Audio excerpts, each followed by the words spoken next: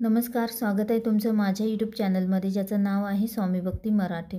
23 November 2024 वार शनिवार। तर या दिवशी आलेले आहे कालभैरव जयंती, म्हणजेच भगवान कालभैरवांचा जन्मोत्सव आपण या दिवशी साजरा करत असतो। तर आपण कालभैरवांचा जन्मोत्सव हा दुपारी 12 वाजता साजरा करत असतो। तर कालभैरव हे शिस्तीचे आणि तांत्रिक देवता आहे। कधी जर तुम्हाला भूत पिशाचे बाधा जर असेल असं वाटत असेल तर ते त्या लोकांना सरळ करतात असे म्हटले जाते। आणि तुमच्याही घरामध्ये तुम्हाला कोणी त्रास देतं का, किंवा तुमचे मुलं खूप हट्टी आहेत, बऱ्याच वेळा मुलांकडून एखादी चूक झाली आणि त्यातून ते वारंवार चुका करतच असतात, तर अशा वेळी या चुकांना सरळ करतात।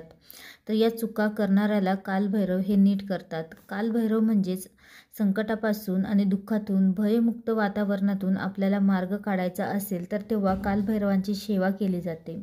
तर 23 नोव्हेंबरला कालभैरव जयंती आपण कशी साजरी करावी, त्यांना नैवेद्य कोणता दाखवावा, सेवा कोणती करावी, तर याबद्दलची संपूर्ण माहिती आपण या व्हिडिओमध्ये बघणार आहोत। तर व्हिडिओ स्किप न करता संपूर्ण बघा, आणि जे कोणी नवीन असेल या चॅनलवरती तर सबस्क्राईब करा।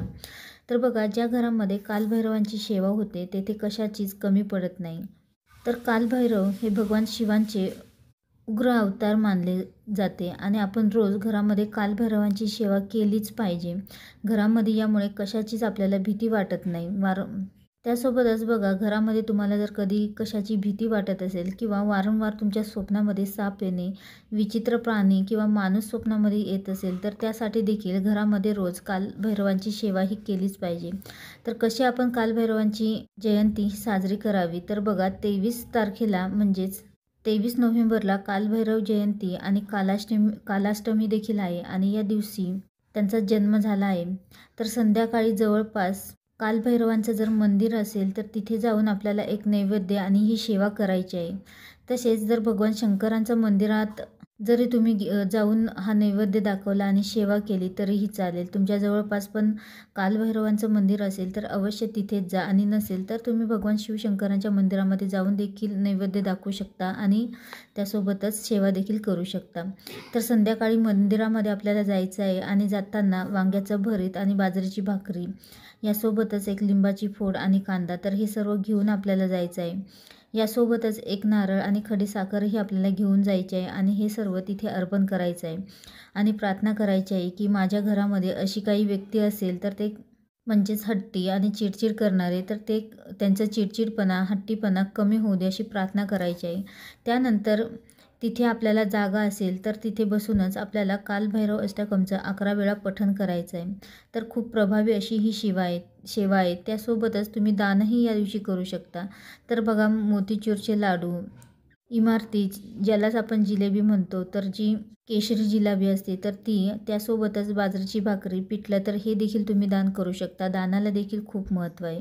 तुमचा मुलगा खूप हट्टी असेल, ऐकत नसेल, तर अवश्य तुम्ही हे दान करा, आणि नसेल तरीही तुम्ही या सेवा आणि हे दान करू शकता। अतिशय प्रभावी अशा या सेवा आहे। तर कालभैरव अष्टकम हे 8 ओव्यांपर्यंत आपल्याला पठण करायचं आहे। तर 9वी ओवी ही फलश्रुती आहे, आणि त्यामुळे 1 ते 8 पर्यंत पठण करायचं आहे। त्यासोबतच तुम्ही रोजही कालभैरव अष्टकमचं पठण करू शकता। रोज संध्याकाळी दिवा लावल्यानंतर, आपल्याला धूपदीप लावल्यानंतर तुम्ही कालभैरव अष्टकमचं पठण करू शकता। अतिशय प्रभावी अशी ही सेवा आहे। तुमच्या ज्या काही अडचणी असतील तर त्या सर्व कमी होतील।